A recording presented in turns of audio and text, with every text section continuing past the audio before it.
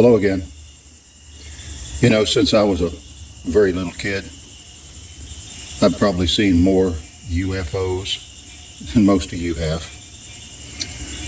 So that startles a lot of people when they bring up the subject of aliens and flying saucers and alien technology and stuff like that. I just say, no, they just ain't there. And they go, how do you know?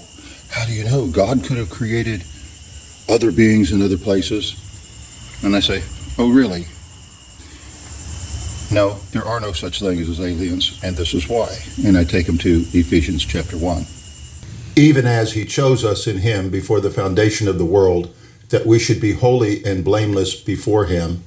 In love, he predestined us for adoption to himself as sons through Jesus Christ, according to the purpose of his will. Ephesians chapter 1, verses 4 through 5. Now you see here, those who throughout history are saved, they only get saved, as this verse clearly and didactically states, because God chose them to be in Christ before he made the universe. But it's deeper than that.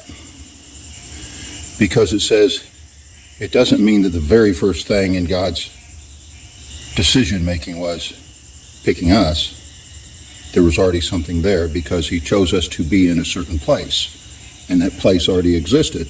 He had this place called in Christ. And then, according to this verse, he chose who would be in that place, who would be in Christ. So, we know that the first thing God had in his mind was this place called in Christ, which is created by what Jesus did on the cross.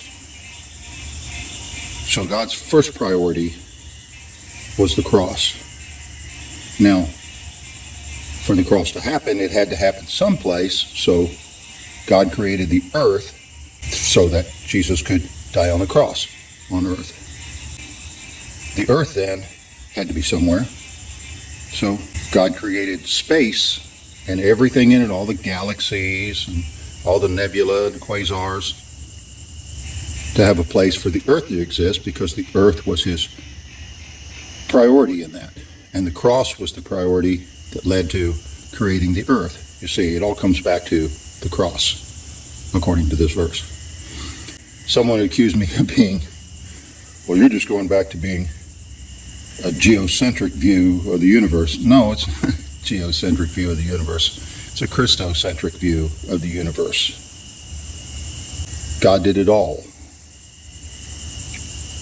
for that expression of love between the members of the Godhead that happened at Calvary. Fly me high